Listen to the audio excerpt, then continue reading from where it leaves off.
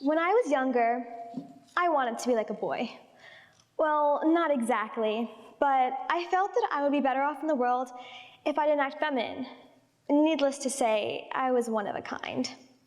All around me, I saw that men and women were not treated the same way, and girls and boys acted differently in school.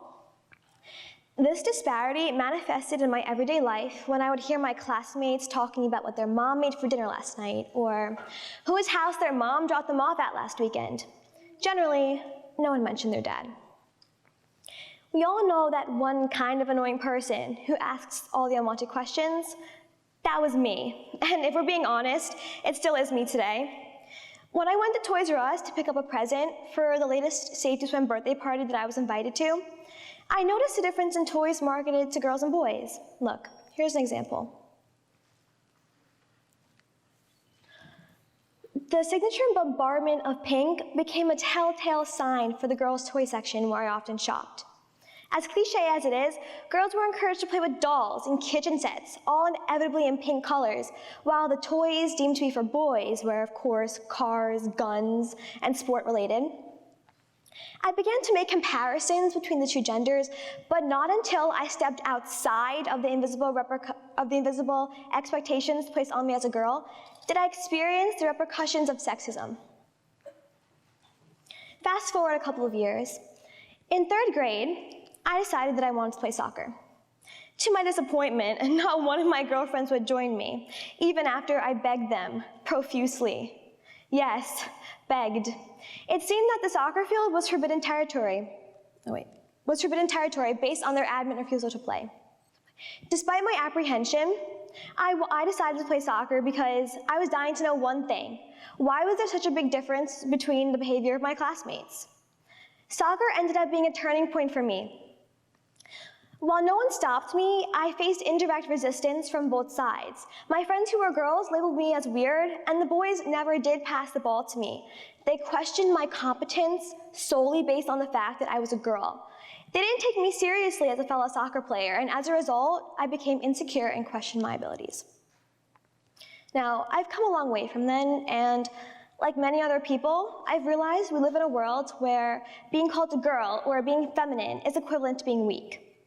The insult, you run like a girl, or you throw like a girl, line the periphery of everyone's childhood. While not so blatant, that message was also conveyed to me. Just the other day, someone gave me advice.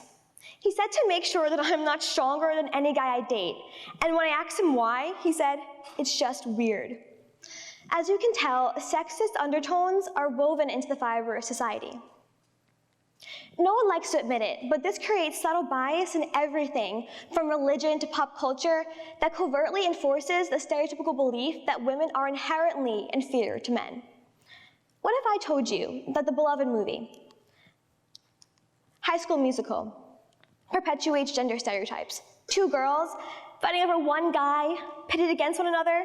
Sharpay, Gabriella, get your head in the game, there's more to life than Troy.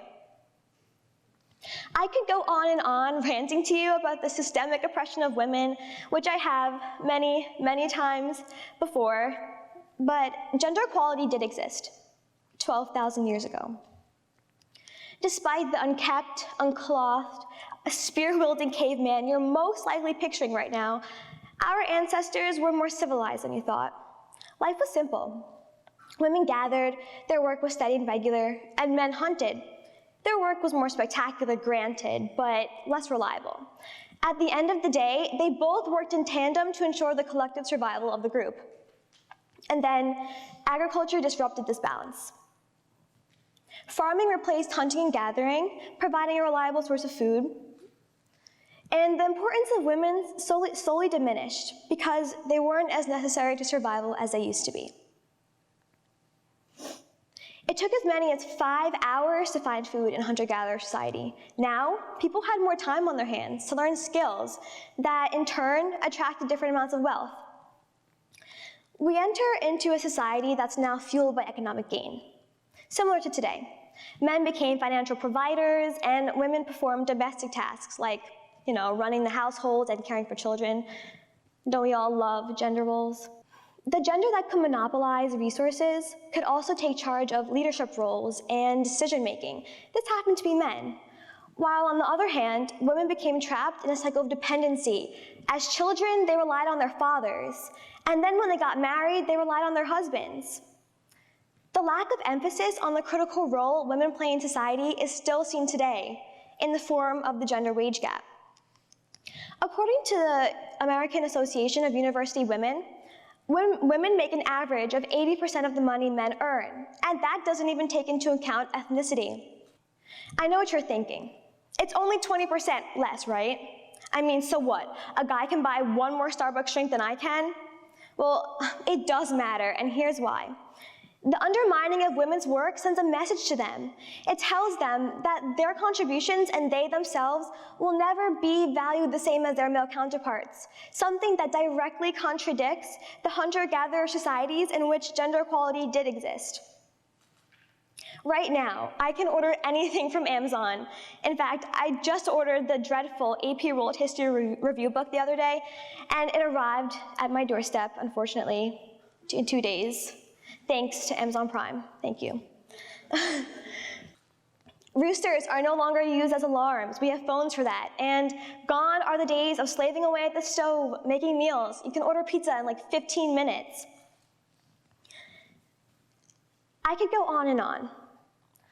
It's hard to accept that we've traded gender equality for the latest iPhone version.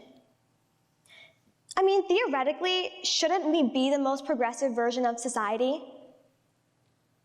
But should we measure the success of a society based on technological advancements made, or rather on the status of equality? In that case, I'm looking forward to the day that history repeats itself, and I'm not talking about the bad stuff like World War II or the Black Plague, because let's be real, our ancestors really did master this tricky thing called gender equality, something we can't seem to get right.